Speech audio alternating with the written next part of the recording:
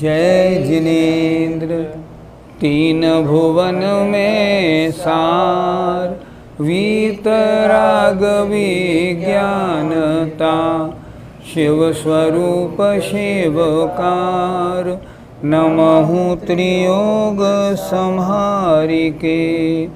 पंच परमेष्ठी भगवान की जय।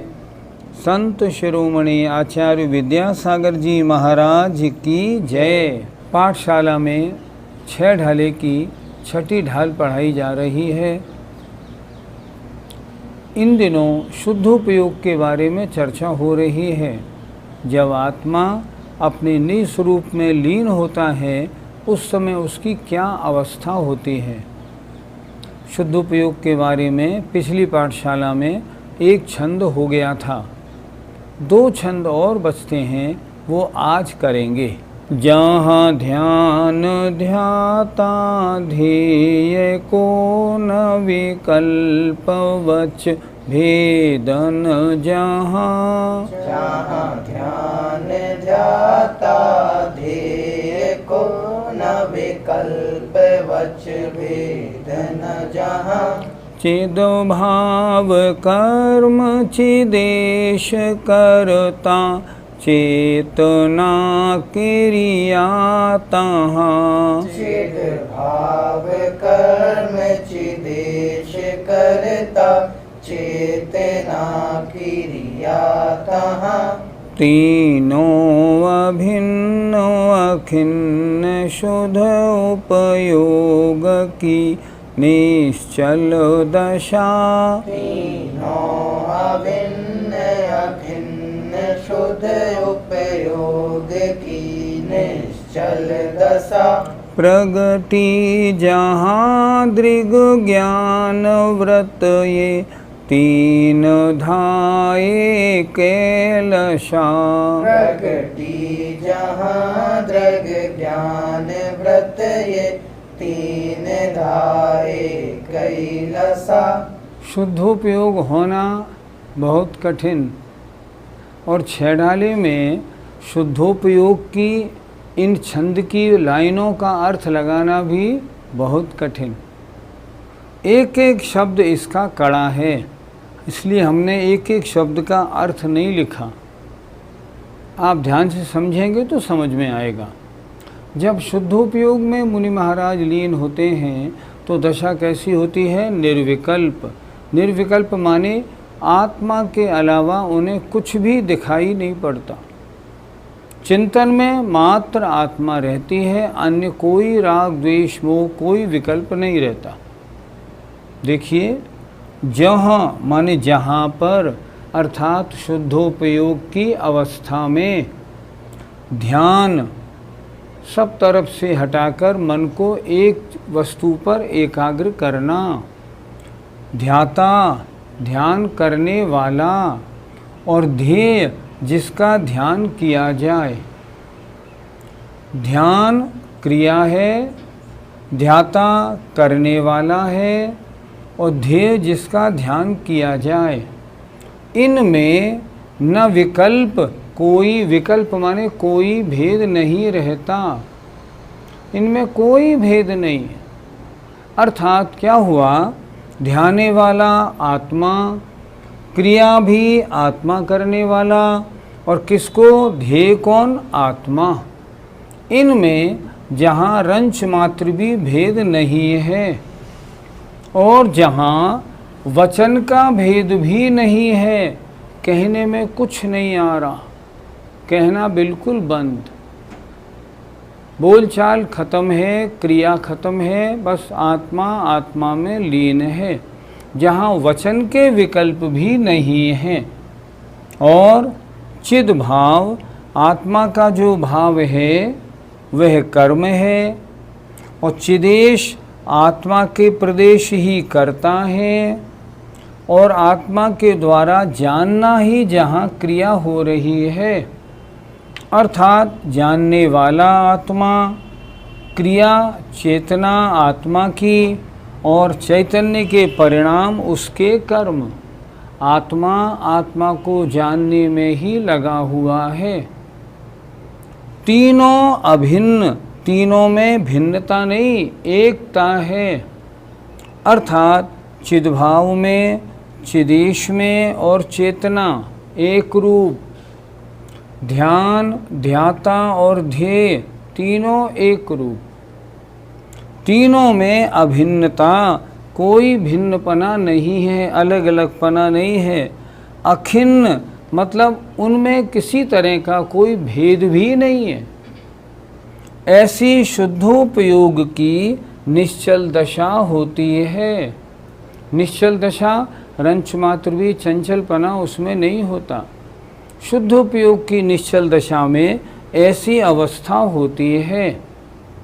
प्रगति जहाँ जहाँ ये शुद्धोपयोग की अवस्था प्रकट होती है, वहाँ दीर्घ माने सम्यक दर्शन, सम्यक ज्ञान और सम्यक चारित्र, ये तीन धा, तीन होते हुए भी, तीन हैं, सम्यक दर्शन, सम्यक ज्ञान, सम्यक चारित्र, तीन होते हुए भी एक रूप को शोभायमान होते हैं।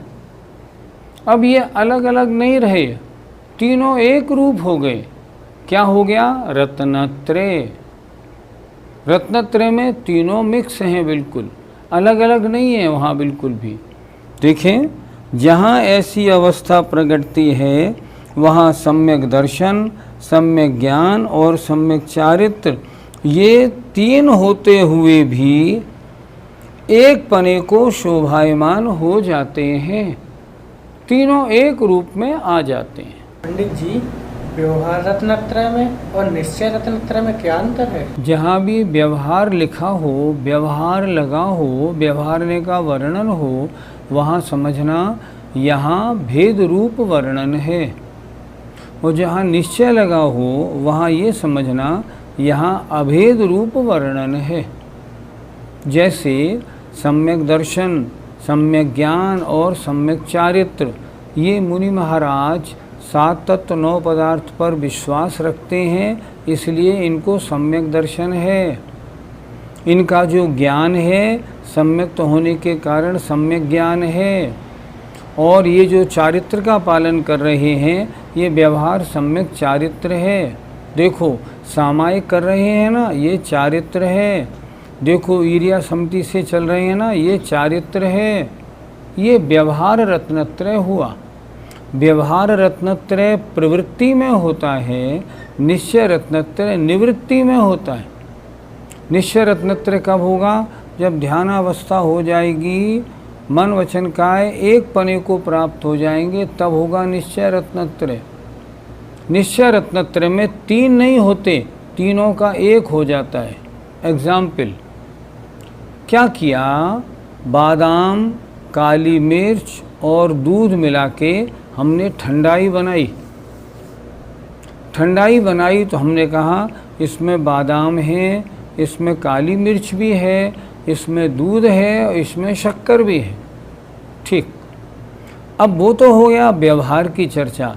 और जब उसको पिया तो ठंडाई बड़ी अच्छी बनी है, ये हुई निश्चय की बात। जब आनंद लिया जाता है ना, तब बादाम और मीठा और काली मिर्च की बात नहीं की जाती, फिर उस समय ठंडाई की बात की जाती है। उसी तरह जहाँ सम्यक दर्शन, सम्यक ज्ञान, सम्यक चारित्र, तीनों की अलग अलग बात की जाए व्यवहार रत्नत्रय प्रवृत्ति में, और जब तीनों एक हो जाए, जहाँ इनका भेद ही नहीं हुआ कि इन मुनि महाराज की सम्यक दर्शन रूप क्रिया क्या है, सम्यक ज्ञान क्या है, सम्यक चारित्र क्या है, जब ऐसा हो जाए, जब तीनों की एक रूप क्रिया हो जाए, हम कहेंगे ये निश्चय रत्नत्रय है।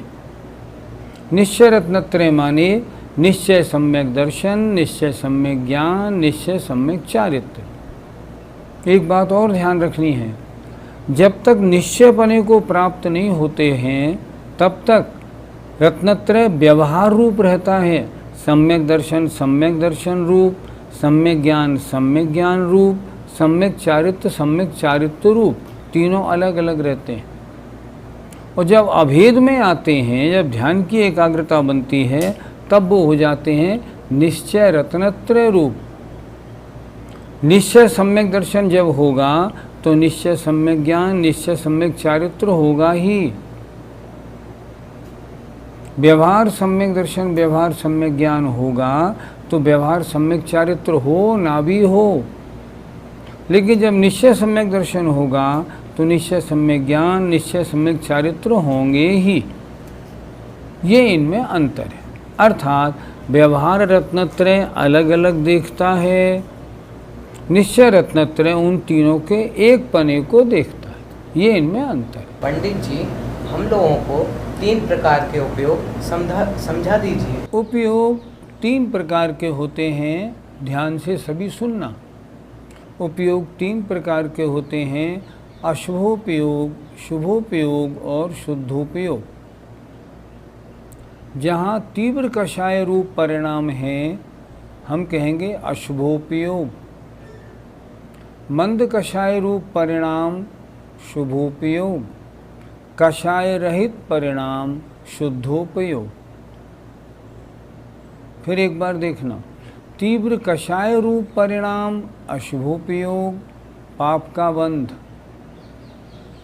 मंद कषाय रूप परिणाम शुभोपयोग, पुण्य का बंध। कषाय रहित परिणाम शुद्धोपयोग, बंध कम, निर्जराई निर्जरा। 3 प्रकार का उपयोग। पहला अशुभोपयोग, गुणस्थान 1, 2, 3 घटता हुआ। शुभोपयोग 4, 5, 6 तक बढ़ता हुआ और 7वें में भी होता है। शुद्धोपयोग 7 से 12 तक, ये इनके गुणस्थान। कुछ लोग चौथे गुणस्थान में शुद्धोपयोग मानने लगे हैं। ये आगम की चर्चा नहीं, ये उनकी अपनी मनमानी चर्चा है। किसी भी शास्त्र में किसी भी आचार्य ने चतुर्थ गुणस्थान में शुद्धोपयोग नहीं लिखा। खुद सोचें, शुद्धोपयोग का मतलब कषाय रहित अवस्था। कषाय रहित अवस्था चौथे गुणस्थान में कैसे बनेगी? जब नहीं बनेगी तो शुद्धोपयोग नहीं बन पाएगा। ये जो शुद्धोपयोग की चर्चा हो रही है, ये तो उन मनु महाराज की है जो सप्तम गुणस्थान में आत्मा में लीन हुए हैं। उनके ऐसा शुद्धोपयोग होता है और इसको हम बोलते हैं स्वरूप में आचरण करना। स्वरूपाचरण दशा है ये आत्मा की। 2 छंदों में शुद्धोपयोग की चर्चा हुई। अभी शुद्धोपयोग को अच्छी तरह समझाने वाला एक छंद और है, आइए उस पे ध्यान देते हैं। परमाणु नयन निक्षेप को न उद्योत अनुभव में दिखे। परमाणु नयन निक्षेप को न उद्योत अनुभव में दिखे। दृग ज्ञान सुख बलमय सदा नहीं आन भाव जो मोह बिखे। दृग ज्ञान सुख बलमय सदा नहीं आन भाव जो मोह बिखे। मैं साध्य साधक में अबाधक कर्म अरुत सुफल निते। मैं साध्य साधक में अबाधक कर्म अरुत सुफल निते। चित पिंड चंड अखंड सुगुण करंड च्युत पुनि कलनिते। चित पिंड चंड अखंड सुगुण करंड च्युत पुनि कलनिते। ये 4 पंक्तियाँ जो आज आप पढ़ेंगे ये भी थोड़ी कठिन हैं, थोड़ी ध्यान से अच्छी तरह पढ़ेंगे तो समझ में आएगी। शुद्धोपयोग की दशा का वर्णन है। जब मुनि महाराज शुद्धोपयोग में लीन होते हैं तब प्रमाण, नय और निक्षेप इनका कोई भी प्रकाश उनके ज्ञान में दिखाई नहीं देता। फिर देखें, प्रमाण, नय और निक्षेप इनका कोई भी उद्योत माने प्रकाश, उद्योत माने प्रकाश, अनुभव माने ज्ञान में दिखाई नहीं देता। क्या मतलब हुआ? मतलब ये हुआ, प्रमाण आत्मा को सर्वदेश जानना, नए आत्मा को एक देश जानना, निक्षेप जिसके द्वारा लोक व्यवहार किया जाता है उसका नाम है निक्षेप। जब शुद्धोपयोग में मुनि महाराज लीन होते हैं तब मैं आत्मा को सर्वदेश जान रहा हूँ, आत्मा को एक देश जान रहा हूँ। लोक व्यवहार में इसका नाम आत्मा क्यों पड़ा, ऐसा कहीं भी उनका ज्ञान कोई भी चिंतन नहीं करता है। उस समय तो उनके ज्ञान में एक ही बात है, मैं ज्ञायक स्वभावी आत्मा मात्र हूँ। मैं किस नय से कैसा हूँ, प्रमाण से कैसा हूँ, नाम निक्षेप, स्थापना निक्षेप, द्रव्य निक्षेप से कैसा हूँ, इसकी वहाँ कोई चर्चा नहीं होती। फिर एक बार देखें, प्रमाण माने जहाँ वस्तु को सर्वदेश जाना जाए, नय माने जहाँ वस्तु को एक देश जाना जाए। एग्जाम्पल, हाथी को हाथी जानना प्रमाण है, सूंड वाला हाथी होता है इसका नाम नय है। निक्षेप, इस प्राणी को, इस जीव को हाथी कहते हैं, ये नाम निक्षेप है। तो जिस समय आत्मा आत्मा में लीन होती है, ना तो सर्वदेश जानना है, ना एक देश जानना है, ना लोक व्यवहार के लिए नाम और स्थापना निक्षेप की कोई चर्चा यहाँ नहीं है। इनका उद्योत माने प्रकाश ज्ञान में नहीं दिखता। बस ज्ञान में एक ही मात्र मैं और मेरी आत्मा, बस और कुछ नहीं। और दृग माने सम्यक दर्शन, ज्ञान, सुख और बल, इनसे मैं माने सहित हूँ सदा। मेरे अंदर क्या है? मेरे अंदर 4 गुण हैं, ज्ञान, ये दर्शन, ज्ञान, सुख और शक्ति। मैं इन 4 गुण से सदा सहित हूँ। मेरा आत्मा कैसा है? ज्ञान, दर्शन, सुख और शक्ति वाला है। नहीं आन भाव, आन माने अन्य भाव मुझ में नहीं है। बिखे माने मैं, अन्य भाव मोह बिखे मुझ में नहीं है। मैं तो 4 गुण वाला हूँ, दर्शन, ज्ञान, सुख और शक्ति। अन्य और कोई भाव मेरे अंदर है ही नहीं। ऐसा उस समय चिंतन चलता है। मैं साध्य हूँ, अर्थात मैं अपनी ही साधना कर रहा हूँ, मैं ही साधना करने वाला हूँ, और मैं कर्म और उनके फलों से बाधा रहित हूँ। मेरे स्वभाव में कोई कर्म किसी प्रकार की बाधा नहीं कर रहा है। मैं तो सिद्धों जैसा शुद्ध हूँ। किसी कर्म का कोई कार्य मेरे इस समय नहीं हो रहा, ऐसा चिंतन शुद्ध दशा का होता है। देखें, मैं साध्य हूँ, मैं अपनी ही साधना कर रहा हूँ, मैं अपने को ही साध रहा हूँ, और मैं ही साधक, मैं ही साधना करने वाला हूँ। साधक माने साधना करने वाला, और साध्य माने जिसकी साधना की जाए। और मैं कर्म, 8 कर्म, और तसु माने उनके फलों से बाधा रहित हूँ।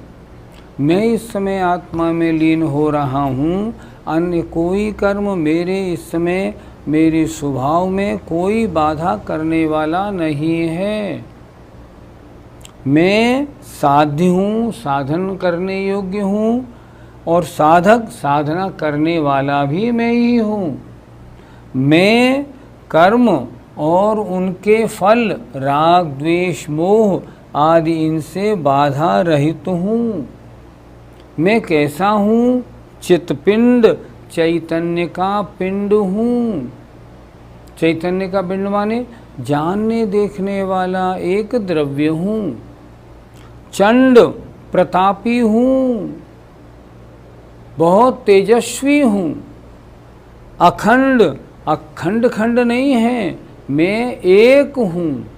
बहुत से आत्म प्रदेशों से मिलके मेरा आत्मा नहीं बना, मैं अखंड हूँ। और कैसा हूँ? अच्छे अच्छे गुणों का, सुगुण अच्छे अच्छे गुणों का करंड माने पिटारा हूँ, भंडार हूँ। और मैं कैसा हूँ? पुनि माने और, कलनिते, कलन कहते हैं पापों से च्युत रहित हूँ। समस्त पापों से मैं रहित हूँ। शुद्धोपयोग में आत्मा का शुद्ध स्वरूप से ध्यान किया जाता है। मेरे आत्मा का शुद्ध स्वरूप क्या है? मेरी वास्तविकता क्या है? रियलिटी क्या है मेरी? जो इस समय मैं हूँ उसका चिंतन नहीं, यहाँ तो आत्मा के शुद्ध स्वरूप का चिंतन है। नीचे की लाइन फिर देखिए, थोड़ी कड़ी है, बार बार विचारेंगे तो समझ में आएगा। लेकिन कल्याण करना है अपना, तो सभी दर्शकों से मेरा निवेदन है, इन पंक्तियों को समझना ही पड़ेगा। भाव ये बनाना पड़ेगा, इस भाव में नहीं तो अगले भाव में, इस ऐसे बनेंगे तभी कल्याण होगा। एक बार और देख लें। प्रमाण, नय और निक्षेप का जहाँ ज्ञान में कोई प्रकाश नहीं दिखता है, सम्यक दर्शन, ज्ञान, सुख और शक्ति से मैं सहित हूँ सदा, और अन्य भाव मुझ में नहीं है। मैं ही साधने योग्य हूँ, मैं ही साधना करने वाला हूँ, और मैं कर्म और उनके फलों से बाधा रहित हूँ। चैतन्य का पिंड हूँ, तेजस्वी प्रतापी हूँ, खंड रहित हूँ, उस अच्छे अच्छे गुणों का भंडार हूँ, पिटारा हूँ, और फिर पापों से रहित हूँ। ऐसा चिंतन वे मुनि महाराज शुद्धोपयोग में करते हैं। पंडित जी, इस शुद्धोपयोग से क्या होता है? पंचम काल के जीवों को या पंचम काल के साधुओं को अगर शुद्धोपयोग होता है तो महान कर्म निर्जरा का कारण है, पर श्रेणी चढ़ने में कारण नहीं बनता, शुक्ल ध्यान नहीं प्राप्त होता, क्योंकि पंचम काल में श्रेणी चढ़ना या शुक्ल ध्यान होना आगम में नहीं लिखा। हमारा ऐसा शारीरिक शक्ति, हमारा ऐसा सहनन नहीं है जो हम श्रेणी चढ़ें और शुक्ल ध्यान में पहुंच जाएं। जो जीव शुद्धोपयोग में पहुंचते हैं, सप्तम गुण स्थान में प्रवेश किया उन्होंने, 8, 9, 10, 11, 12 और 12 के बाद अगर छपक श्रेणी है तो 8, 9, 10, 12 और 12 के बाद सीधे 13वें गुण स्थान में केवल ज्ञान को प्राप्त कर लेते हैं। शुद्धोपयोग का फल क्या है? कर्मों की महान निर्जरा, पाप कर्मों की महान निर्जरा इस शुद्धोपयोग से होती है। शुद्धोपयोग में ही शुक्ल ध्यान प्राप्त होता है। इसलिए ऐसा शुद्धोपयोग आपको और हमें कब प्राप्त हो, कब हम दिगंबर मुनि बने, ध्यान लगाएं और शुद्धोपयोग में आ जाएं। भगवान से ये प्रार्थना है कि भगवान ऐसा समय शीघ्र आए ताकि शुद्धोपयोग में पहुँच के कर्मों की महान निर्जरा करके हम अपनी आत्मा को पवित्र करें, आप भी और हम भी। जय जिनेन्द्र।